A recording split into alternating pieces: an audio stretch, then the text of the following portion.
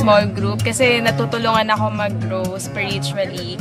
Nababantayan ako personally and may nagpe-pray sa akin, tumutulong sa akin mag-pray kapag alam mo yun, nandun ako sa battlefield na sobrang may struggles talaga ako and temptations. Tapos, fulfillment sa akin na meron ako nakikitang dinidisciple ko na nag-grow sa Panginoon. Parang nakikita ko na, wow, hindi ako Christian lang na, alam mo yung bench warmer. Ako sa cell group kasi ako talaga nakakilala sa Lord niya, yung si Pastor Sam Tamayo, kinulit-kulit kami yun hanggang sa tumanggap ako sa Panginoon through cell group.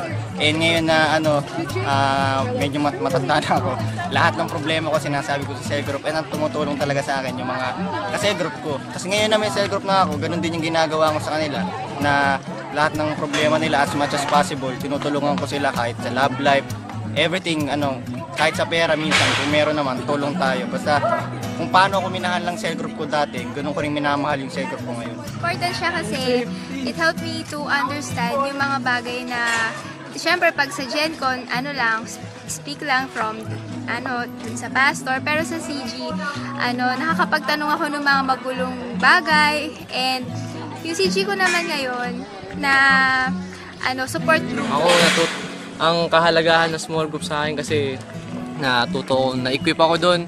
Kasi ang tutuusin, kung puro GenCon lang, kung puro Sunday gathering lang parati, paalis na ako pa-backslide na ako. Pero ang small group ko talaga yung nagpa-tight ng relationship ko sa Panginoon. It helps the members learn more about God and it helps them discuss their questions. And to the leader naman, it edifies her or him, and it also helps her grow because she can also learn a lot from her members. Small group kasi, dati kasi hindi pa ako masyadong okay dyan. Tapos ngayon, natutunan ko mag-submit sa mentor ko. So doon ko nalaman kung paano nila ako minamahal at paano nila ako tinutulungan sa mga problema ko. Natuto din ako mag-open kay Kuya J.E.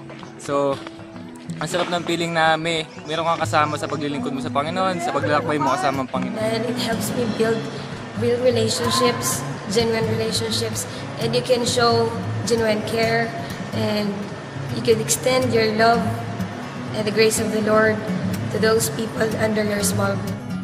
Importante ang cell group kasi napapalo up kami.